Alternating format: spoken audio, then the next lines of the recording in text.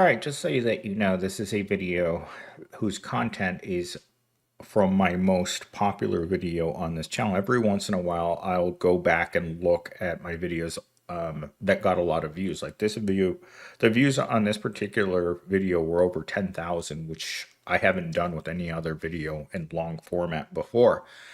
And also, I'm pre-recording this, and hopefully you guys will see this next week or the week after that, because I have to make certain that I build up my library, and I'm not going to. For some reason, people really don't like when I make members only videos. Like it really gets under some people's skin. I think that's one of the reasons why people stopped watching my channel, because they had to wait. And people who pay $1 a month to be a member of this channel get to see them first, which I mean gets boring if you watch them all at the same time, because then you wouldn't have anything to watch that's new until the following week, unless I could get up early and start working in the morning, which I'm going to have to start doing more often. All right, with that said, let's get into our opening monologue. I've applied to over 200 jobs this year, and all I've gotten back is silence, rejection, or scams pretending to be opportunities. I've got a degree, experience, and debt, but apparently not enough. Smile per hour for the modern workplace. Every job interview feels like a performance. Every rejection feels like a verdict. You don't belong here, and the worst part is, deep down, I already knew that, because the system was never built for people like me to win. This is what I've heard from a lot of people. Even a couple of the guys at my work that have an extensive education. Like there's this one guy that I know whose most recent job was actually working at Target. So he graduated from school 3 years ago from a good school, right? He has tech experience, tech degrees, tech minors. The guy's working at Target because he can't find a company that will pay him any more. And this is actually something we were discussing this week, is like what he was making at Target is what any entry level help desk in his area wants to pay. Sometimes even less than that. When I started working at Insight at that call center, they offered $1 above the minimum wage, and they acted like that amount of money could buy you a house. And every time my boss would come over and ask me about, hey, you can start a family because this job is so good and it's so safe. You know, this is a really safe job. You don't have to worry about getting laid off. But the reality is that they keep trying to push a narrative upon you so that you will continue to try. And in fact, one of my coworkers said this to me the other day. It's like, you know, the harder they make things on you, the harder people have to try to get by. The more comfortable you are, the more likely you are not to try. Because once you get comfortable, then you're not going to be out there trying to bust your home to try to keep your job. Comfort is something that's not allowed to the proletariat. You're not allowed to be financially comfortable, and you're not allowed to have job security. Because as Jeff Bezos has famously said, I don't want long-term employees. They don't want anyone getting comfortable, because a person who gets comfortable is no longer working scared. That's the number one thing in America, that they want to make certain that every worker in America is scared, because the more scared you are, the harder you work. Because as one of my most famous sayings on this channel is, if you're not scared, you're not scared enough of your financial future, because you don't have one at Evil Corp. Once your number comes up on that spreadsheet, you're done. It's like, okay, inmate number 0001, you aren't going to make it, you're out. And they're always looking for people who are not going to make it. And believe me, some of these people don't even know it, that they're going to get cut off at the knees, but it's coming.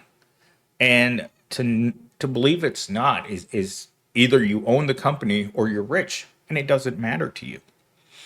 So here's talking point number one. Companies no longer want loyal, long-term workers. Instead, they rely on high turnover to avoid paying for benefits, raises, or advancement. Short-term disposable labor keeps costs down and workers powerless. And that's not an accident. That's the model.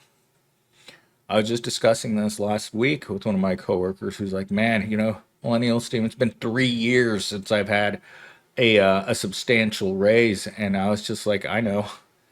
And he's like, you know, that original senior manager, he may not have been good, but at least he attempted to make people's lives better by giving them more money. And that's the only guy that's ever really gone out of his way to make certain that people get paid. Otherwise, if you don't have someone that wants to go out there and be on your team, it doesn't matter. You're going to keep bouncing from job to job to job. And that's how you're going to spend your whole life, like I have. I mean, look at my jobs after college: Walmart, Insight, unemployed for 3 years. Does that sound like a person who's winning at life? Especially number three, unemployed for 3 years. You think applying to 200 to 1,000 jobs right now is going to get you a job? I assure you it's not. Go on Indeed and look.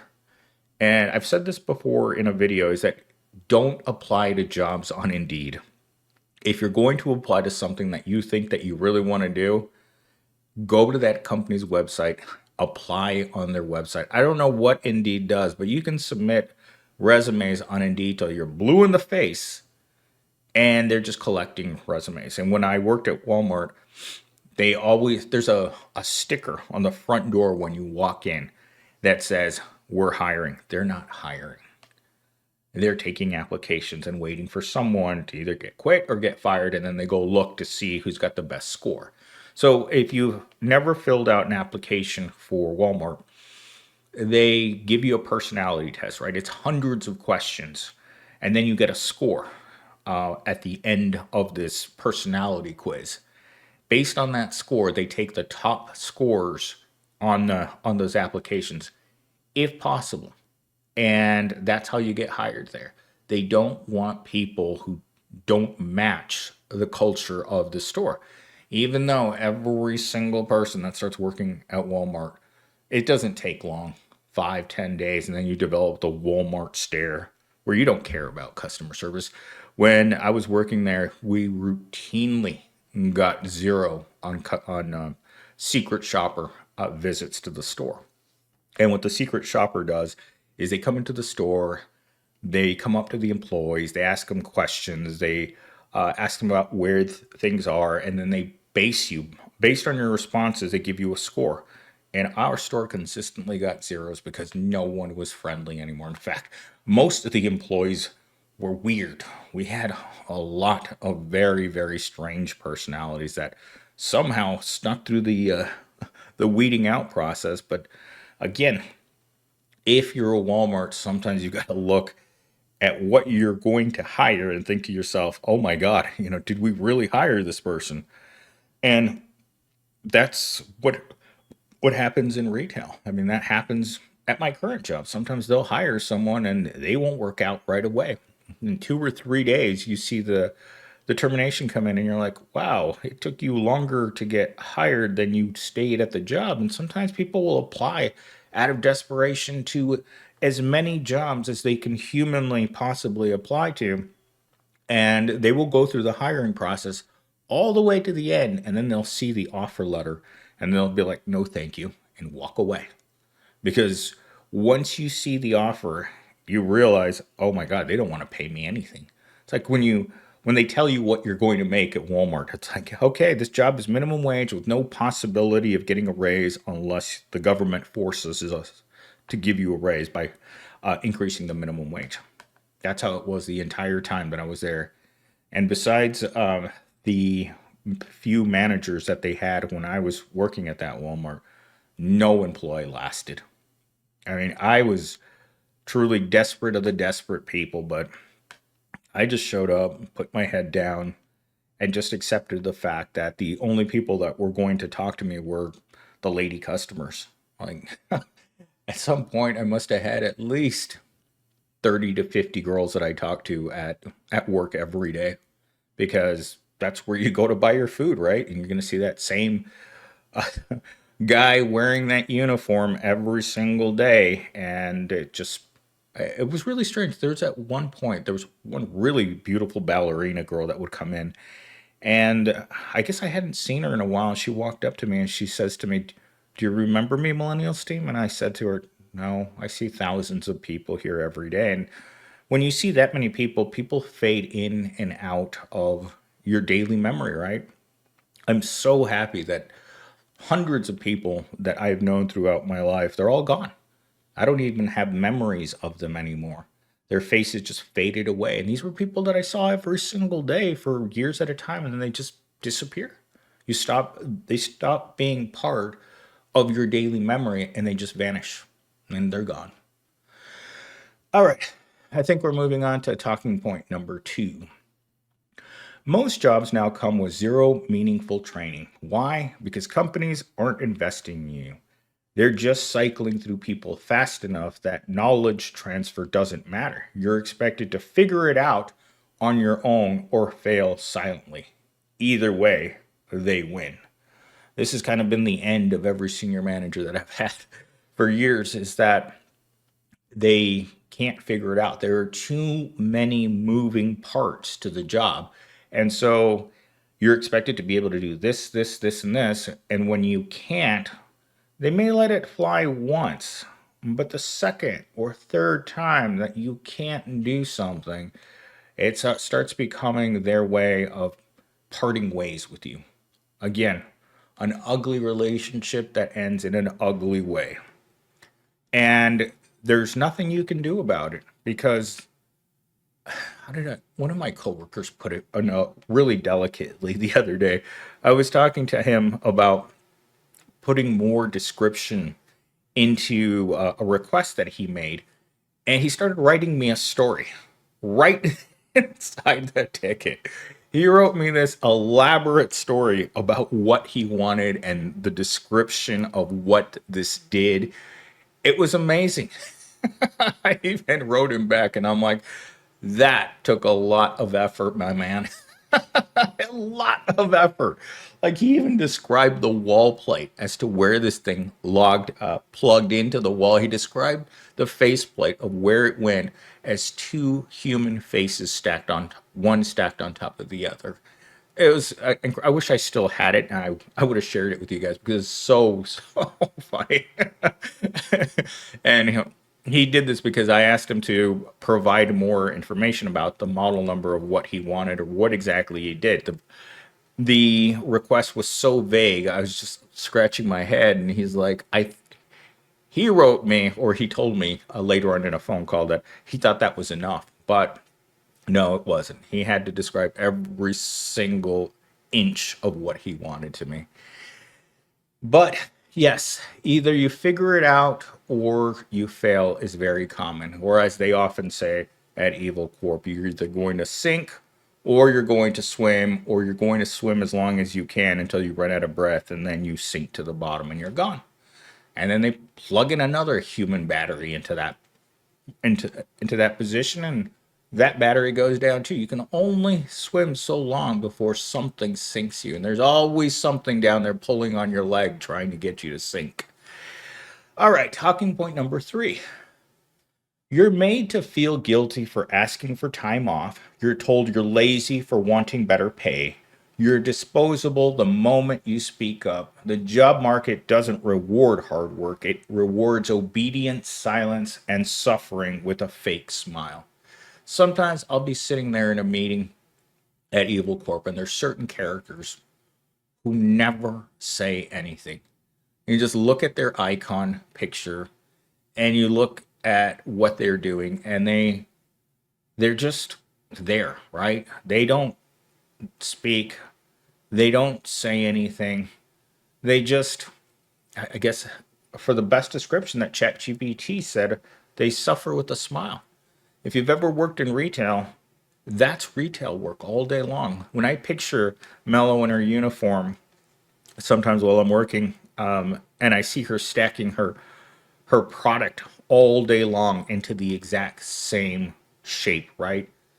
When I think of Mellow's job, I picture her stacking giant Legos into the same shape every day, 12 hours a day. And I think she has to have her straight face. Mello doesn't smile a whole lot. Her face is just like a straight line all the time. She doesn't frown either. She just kind of has a straight line. And she has to sit there with that face and just look around, do the same thing, and try not to be bored.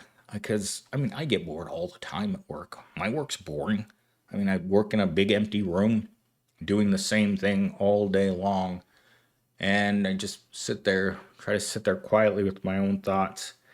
But sometimes I talk to people over the messenger, the Slack that we use, and like yesterday, I guess I can tell you guys this story.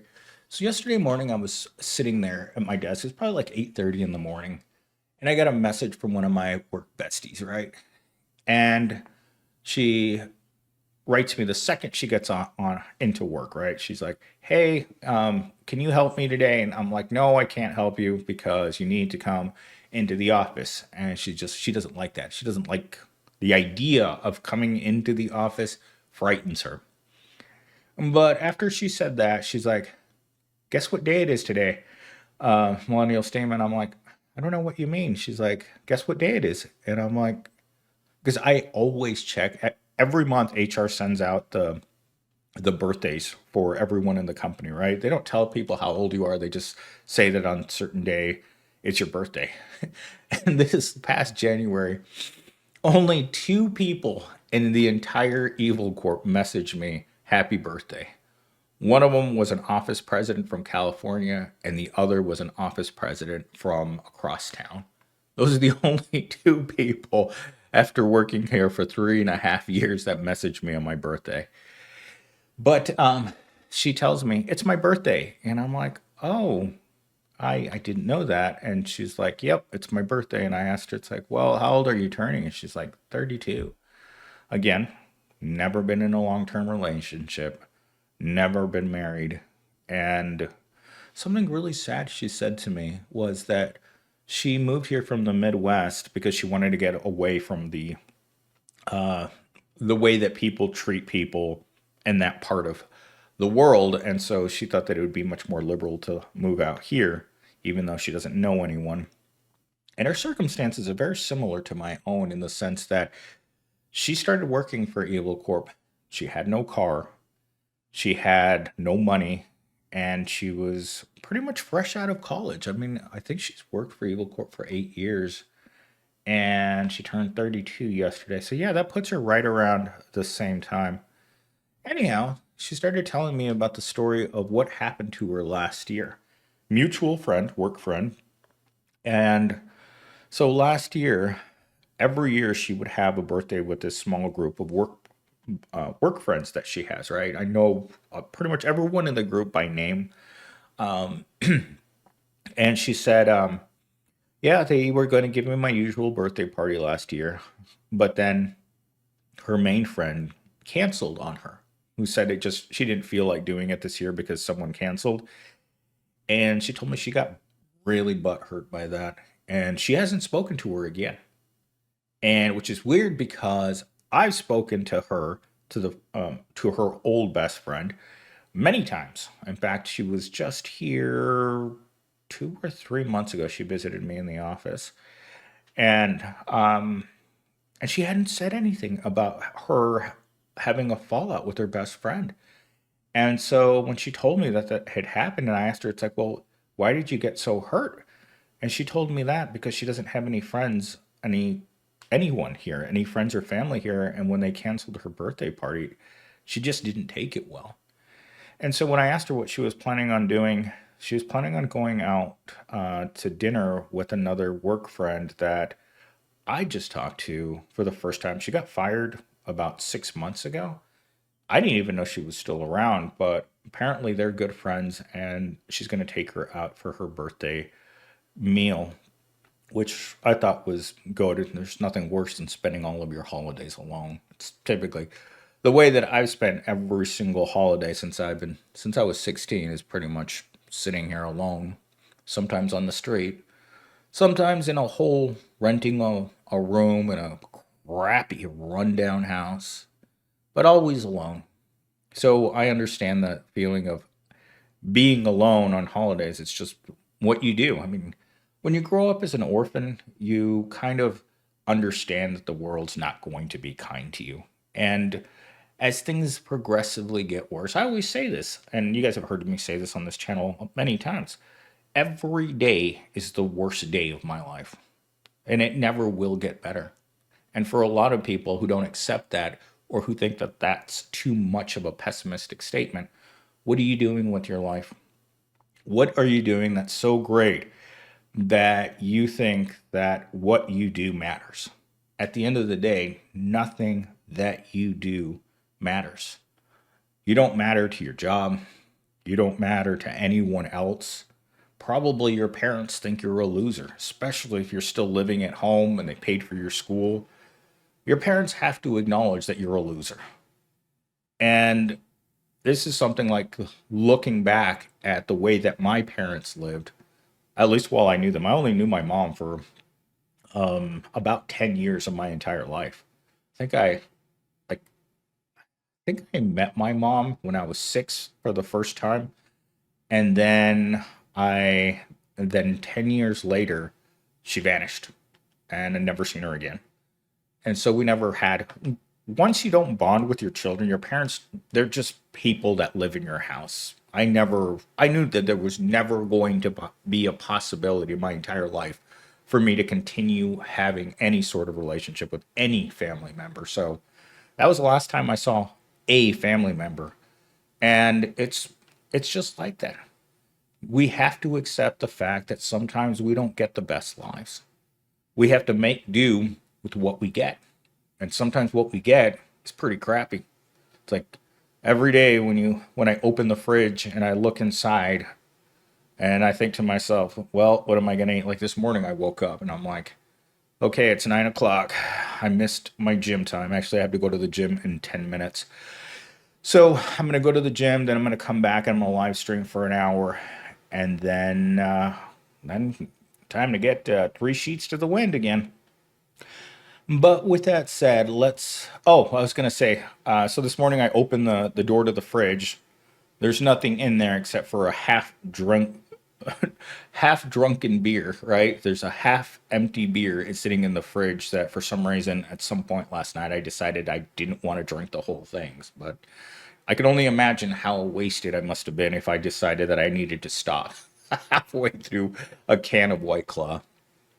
All right, so let's get into the closing monologue. They told us to dream big, work hard, and the rest would follow. But what followed was burnout, depression, and a pile of bills we can't pay with grit. The job market isn't about merit, it's about control. And until we stop blaming ourselves for a system designed to break us, nothing's going to change. So say it with me. The job market is a scam, and I'm done playing along. These closings with ChatGPT, boy, ChatGPT has a way with words in these ending monologues. My last one was very similar to this, where it had a call to action. Sometimes, sometimes I will acknowledge that ChatGPT acknowledges the pain and suffering of humanity.